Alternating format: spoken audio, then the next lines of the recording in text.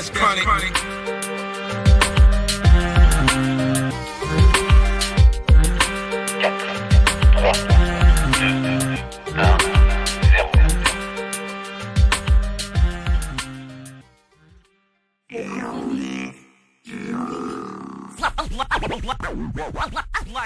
Allez, moteur demandé, silence partout. Action.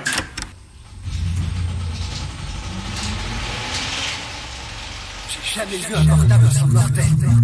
12 millions d'habitants. 22 millions de téléphones. 1 milliard de communications par jour. En 1996, je suis plutôt beeper et tatou. Mais toujours anti-portable. Y'a rien à foutre. Il y a des cabines téléphoniques, c'est suffisant pour moi.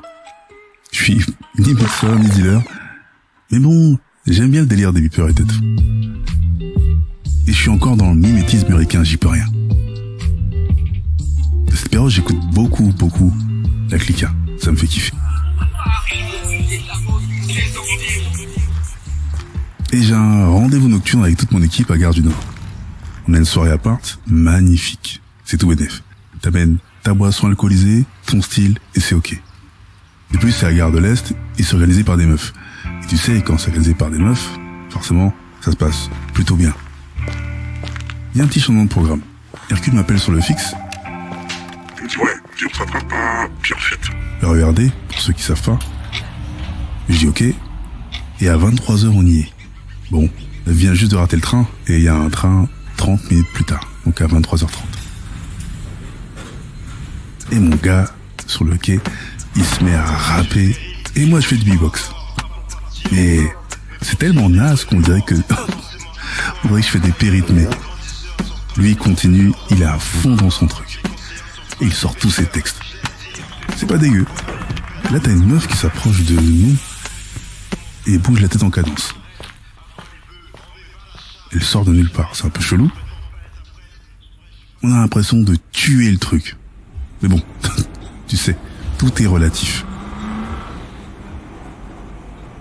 Et cette petite brune en basket, tout au noir vêtue, a des bas troués. Elle est mimimée. Et en plus, elle est emballée par nous, en fait. Pourtant, il est 23h15. Qu'est-ce qu'elle peut faire sur ce putain de quai, toute seule? Ça, c'est ultra bizarre. Et en moins de 15 secondes, elle se fait journaliste. Sommes-nous des rappeurs? Va-t-on sortir un album? Et elle dit être allée à Skyrock hier, et il y avait Zoxy et Bustaflex. Nous, on s'en tamponne l'oignon complètement. On se dit, ouais, c'est encore une mytho. Elle a 18 piges. Et ce qui est marrant, c'est qu'elle dit qu'elle sort de garde à vue. Ça explique peut-être les bas troués. Peut-être. On lui demande pourquoi. Elle lui dit qu'elle a volé un portable à Port de Clignancourt. Un vieux rebeu pervers, trop bedonnant pour lui courir après. Ok. Et elle nous montre le portable, c'est un Ericsson. Et elle nous dit qu'elle est prête à nous le donner. Pour une fois, je réagis le premier et je me jette sur le phone. Là, le train arrive et la go nous colle comme de la glu. Bon, elles sont pas le pâté avarié, donc ça va. Et je me dis, merde, j'ai un portable, ça y est. Bon, bah on file à la soirée et on met Stéphanie dans notre poche. Parce qu'elle s'appelle Stéphanie. Mais cette meuf, c'est une sangsue. Elle n'a pas menti. Elle a bu, mangé comme un glouton. On dirait qu'elle a un ventre sans fond. Ou un ver solitaire. Bref, la soirée, elle est cool, mais en fait, il y a moins de personnes que prévu. On est peut-être une dizaine, une quinzaine. C'est pour ça que c'est ultra convivial. Enfin bref, la soirée se finit. Il doit être 5h du mat. On sait que les premiers trains vers 5h15, 5h30. Et au moment d'aller chercher nos blousons, elle me glisse à l'oreille discrètement qu'elle est spécialiste en fellation. Ça sort de nulle part. Des verges, elle en a vu de toutes les sortes. Je me dis, mais si elle est gueudin, elle. Je comprends rien. Et elle me rajoute, vu ma taille, vu la taille de mes mains, je devrais être monté comme un bonobo. Donc moi, j'en ai rien à carrer. On se bat tous et elle reste squattée chez nos hôtesses. Je raconte l'histoire au poteau, il pète un câble et on rentre tranquillement. Bilan. Donc le lundi arrive, moi qu'est-ce que je fais?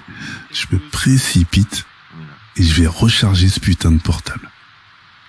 J'ai le sourire aux lèvres et je me dis le premier portable, je l'ai même pas acheté, c'est super cool. Et là le vendeur me donne ma recharge, je me barre et pendant 48 heures, après l'avoir bien utilisé, le portable se bloque tout d'un coup. Mince, je retombe sur les mêmes vendeurs à la gare de Sarcelles.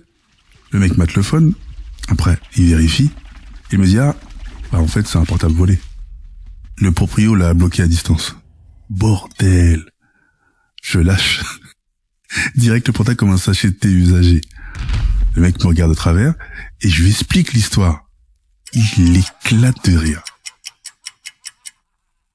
Bilan, comme il en faut bien, même quand tu sais d'où vient la marchandise, toujours se méfier.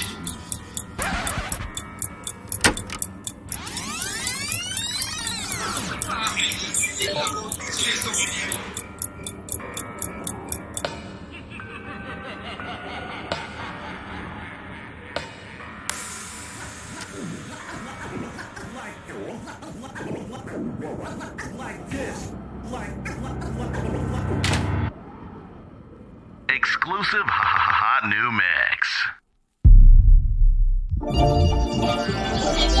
En 1996, je suis plutôt beeper et tatou, mais toujours anti-portable.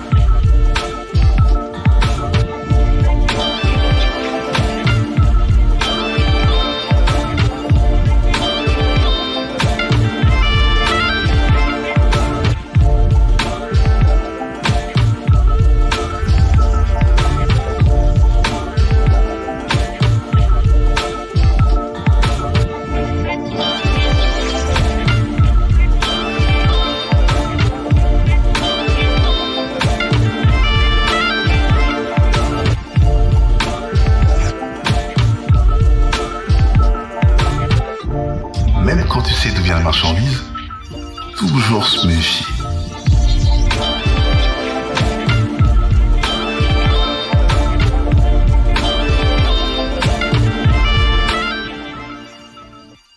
C'est bon, je l'ai épinglé. Je vais te dire la vérité, chronique du gouffre, j'adore. Coupé. Très bien.